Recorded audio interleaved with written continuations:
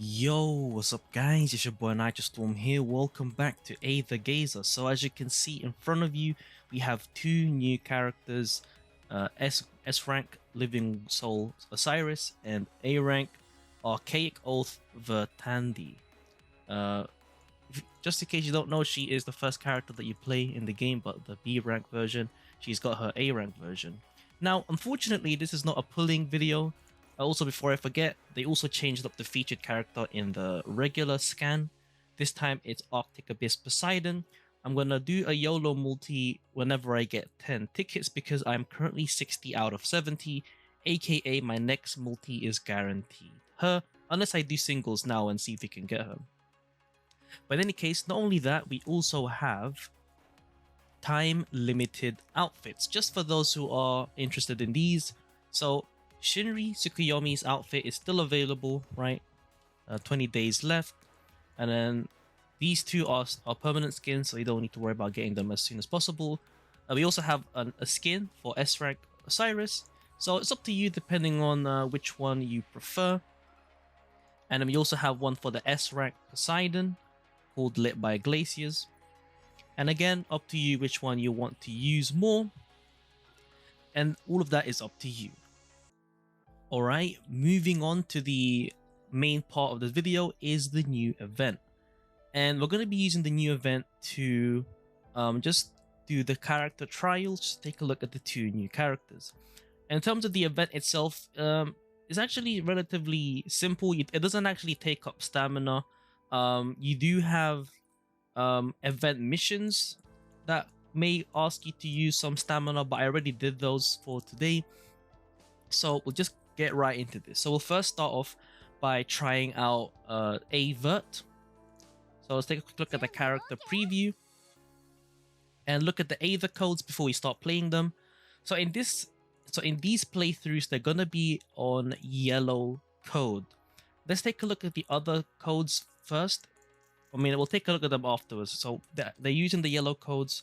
So this is what we'll be taking a look at for this video. So she'll do a stun with a nice ricochet gimmick on her first skill. Yep, shield throw. And then for the S Osiris, we're going to be using the yellow code, which does the lower wind res as well as lowering their attack and then increasing the base damage of Spin of Death each time it hits. And then when Osiris is in Judge of Underworld mode, increase the base damage bonus of Spin of Death to 6%.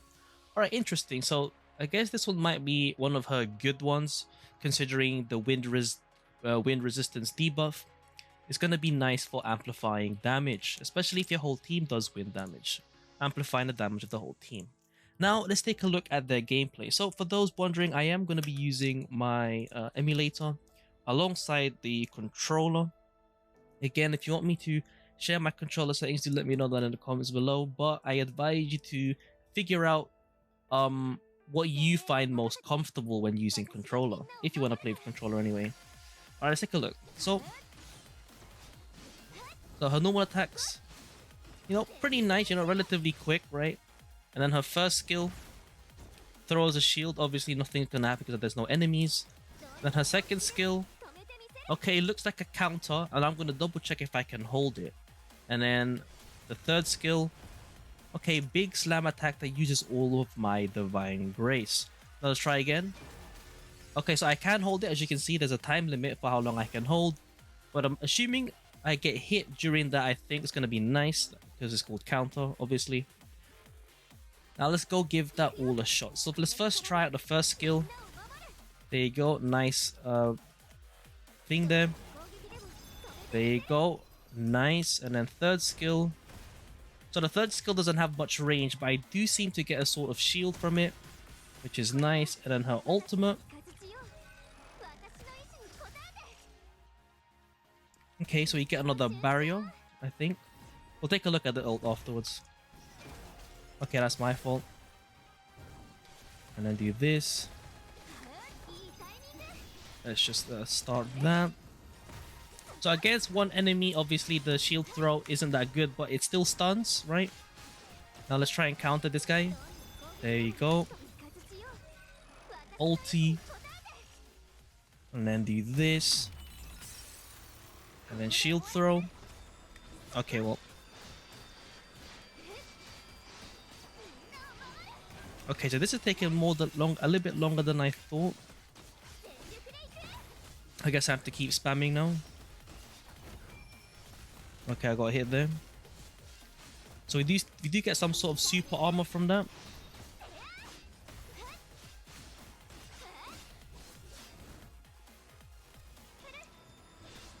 Alright, I just skipped a little bit there. So we can end this earlier. Because it was taking a while. So overall, her gameplay is alright. Might be decent on AI. Because that's where she's most likely going to be in. I don't think she's going to be used as the main controller. As in, as the character you're going to be maining when you're doing hard content. So overall, she'll be a nice support. So before we move on to Osiris, let's take a look at her other codes. Alright, so I'll go to details, Aether Code. So her red, let's take a look. I think this is a red one. I'm assuming it is. I actually can't tell. But in any case, the top Aether Code, the ones at the top 3, when she goes into Counter-Strike stance, you can only hold that for half the time. But if you do counter-attack and it lands a hit, you get 15 additional Divine Grace, and the counter-attacks deal 30% more non-DOT damage on hit. And then the more Divine Grace she has, the more attack she has, caps at 100%. And then when Divine Grace is expended, when casting Protection of Faith, aka the third skill, attack boost will remain unchanged for the next 1 second. And then a successful block resets the cooldown time of Protection of Faith, which is, as I mentioned, the third skill, which uses up all your Divine Grace. And each time a normal attack results in a hit enemy, 3 Divine Grace is granted. Effects last 9 seconds. Alright, so basically this is a third skill spammer code, which is very nice for increasing her overall damage output.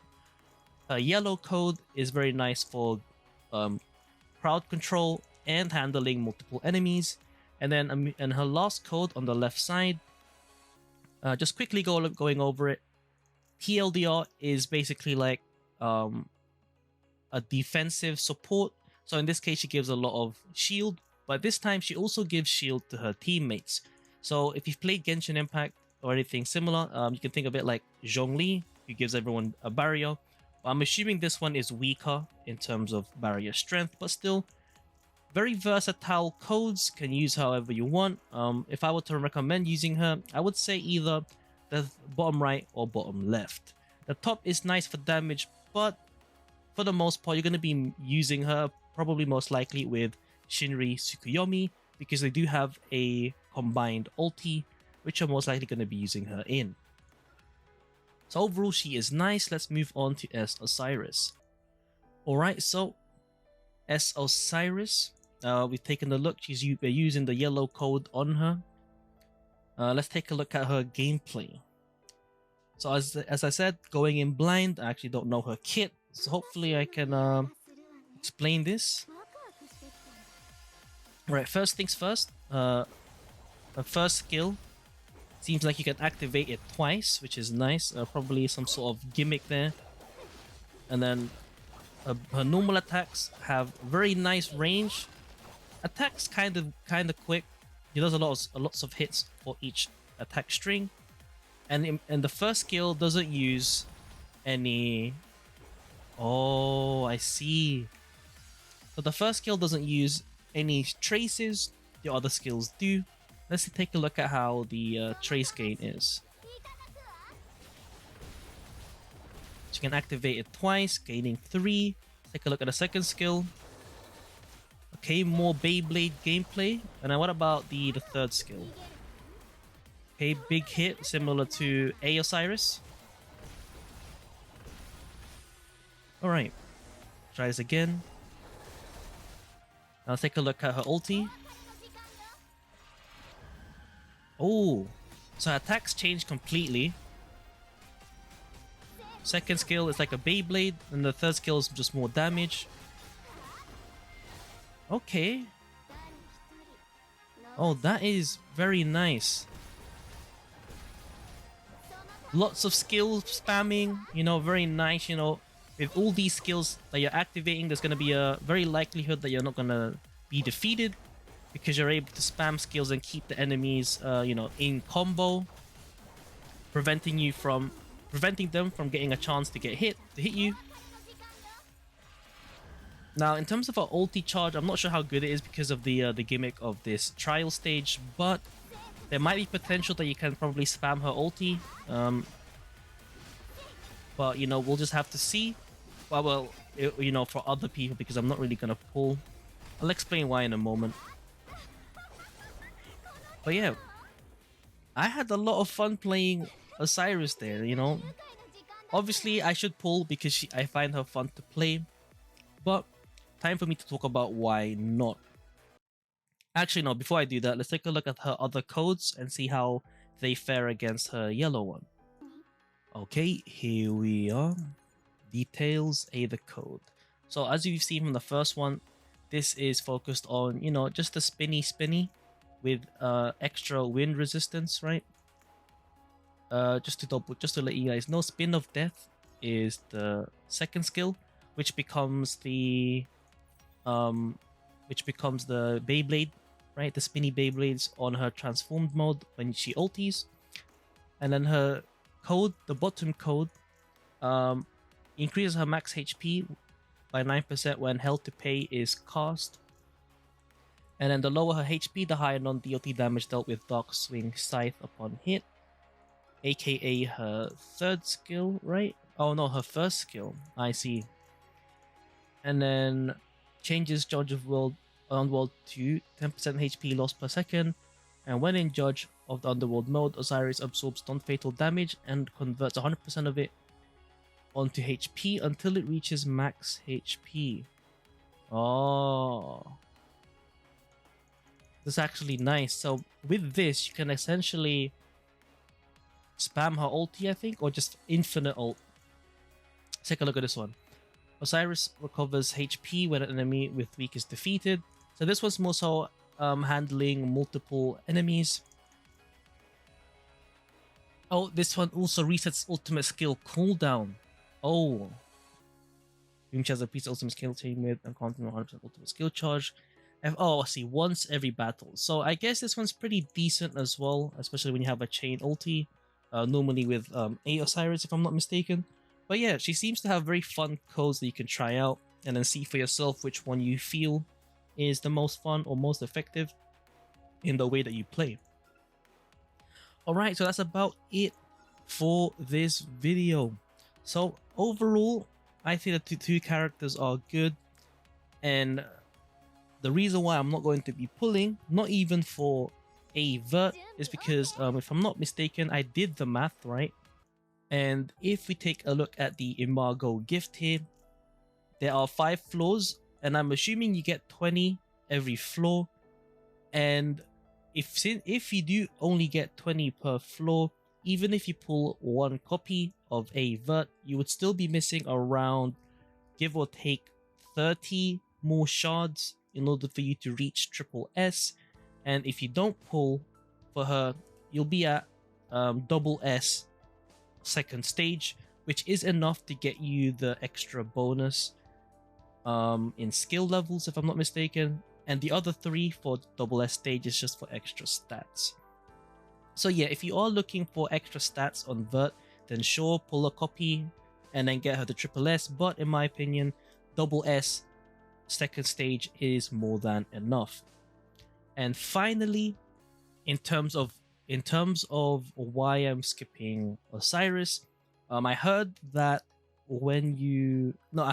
in terms of Osiris herself, apparently she's going to be in the precise scan off banner pull when this banner ends. So different case compared to Shinri Tsukuyomi.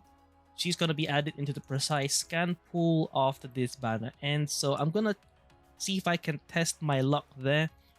And if I want to be able to pull for characters in the future that I do want to get, I'm better off not risking pulling for Osiris, like not risking wasting all my, you know, gems pulling for Osiris. And I am 4 multis in, right? I'm 40 out of 70 pity, so I don't want to waste it on this character, even though she is really fun. But, you know, I want to pull for what I want, right? In any case, that's about it. If you've got any more questions in regards to Osiris, Vert, or their gameplay or anything in general, do let me know down in the comments below. It's been your boy Nitrostorm. I'll see you guys in the next stream or video. Peace.